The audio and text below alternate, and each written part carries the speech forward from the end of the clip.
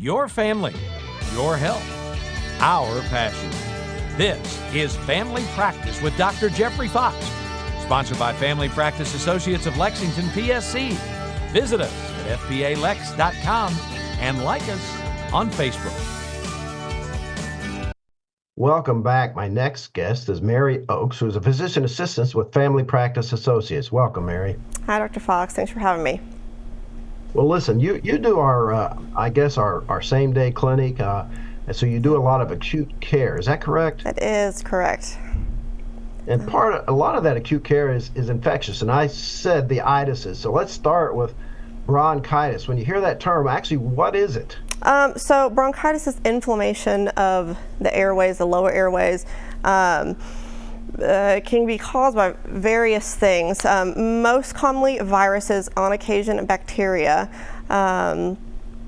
It typically starts as upper respiratory viral infection, and about 2 to 3 days into it seems to kind of drop into your chest. A lot of folks will have increased sputum production, lots of coughing.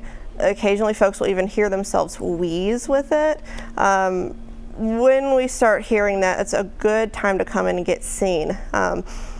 Most times this does pretty well with supportive care, your mucolytics and those sorts of things, but on occasion you do need an antibiotic sometimes. Most times some steroids, some inhalers make a big difference, and folks do pretty well with that. Again, it's case-by-case basis based on your own medical history, but for the most part, supportive care, some steroids and inhalers, you do great.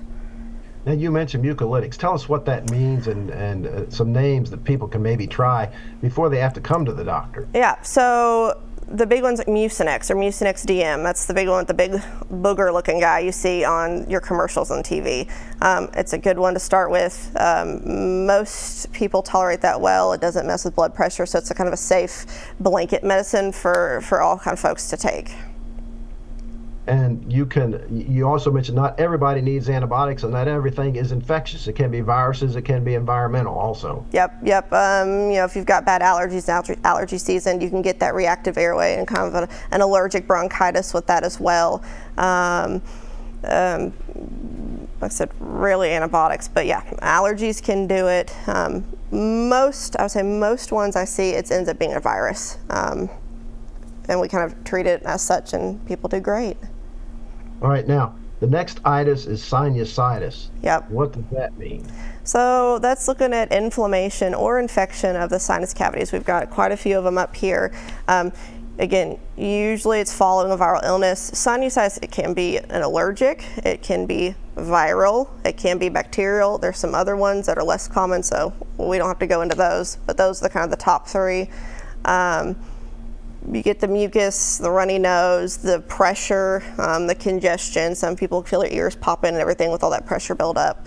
Again, usually it does well on its own. Again, with supportive care, decongestants, nasal sprays, whether it be a saline nasal spray or a steroid nasal spray.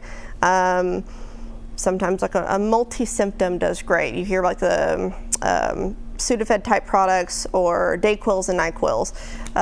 Again, case-by-case basis, just based on your own medical history, but most folks can take those things. Those do great. If we're getting out beyond 10 days or so and we're still really gunked up, things aren't moving around, we've done all the supportive things we can do, that's when you kind of come in, see your doctor or your provider, and kind of discuss whether or not you need to be on some antibiotics to help that clear up faster. But again, not everybody needs antibiotics. Not everybody needs it. Most folks, even if it is a bacterial sinus infection, can clear it on their own. Again, if you've got a normal immune system, doing the supportive measures at home, it may take a little bit longer to get over it, but most folks do just fine. Even if it's bacterial, you can get over it on your own. The body does a good job at getting rid of things that aren't supposed to be there. All right, briefly, cystitis, which is bladder infection, Yep. and that's a pretty common thing, especially for women. Yep. Bacterial in cause, these are the things.